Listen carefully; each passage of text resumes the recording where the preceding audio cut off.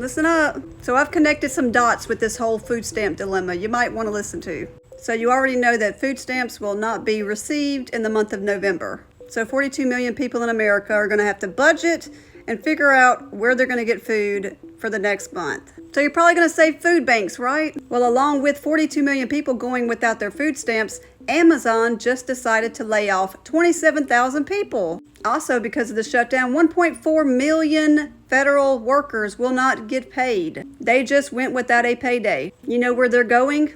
To food banks. Now, did you know in the spring of this year, Trump canceled 94 million pounds of food aid? He cut $500 million in deliveries from a program that sends U.S.-produced meat, dairy, eggs, and produce to food banks and other organizations across the country. And the items delivered through the Emergency Food Assistance Program were some of the healthiest, most expensive items that organizations distribute. The cancellations began in mid-May when over 100 orders of 2% milk bound for 31 states were halted. The record shows that 4,304 canceled deliveries between May and September across 50 states, including Puerto Rico and D.C. Oh, but that's not all he's done. Last month in September, the Trump administration announced it was ending the U.S. Department of Agriculture's annual Household Food Security Report. The report measured the percentage of Americans struggling to access enough food.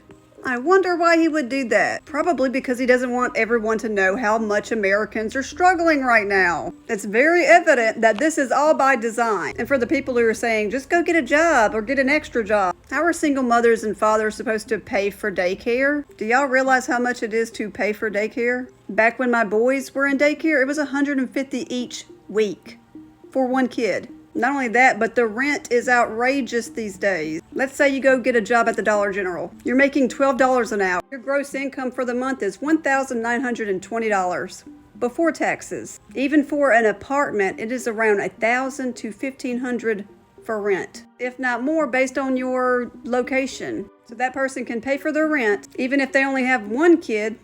That's not going to be enough for childcare. They won't be able to pay for their bills. So how would they pay for food? And some people will say, well, go get a better job. Do you shop at the dollar store? Don't you need someone to work there? This is just using basic logic that a lot of people don't seem to have these days. Or they just don't care because this world is full of selfish people.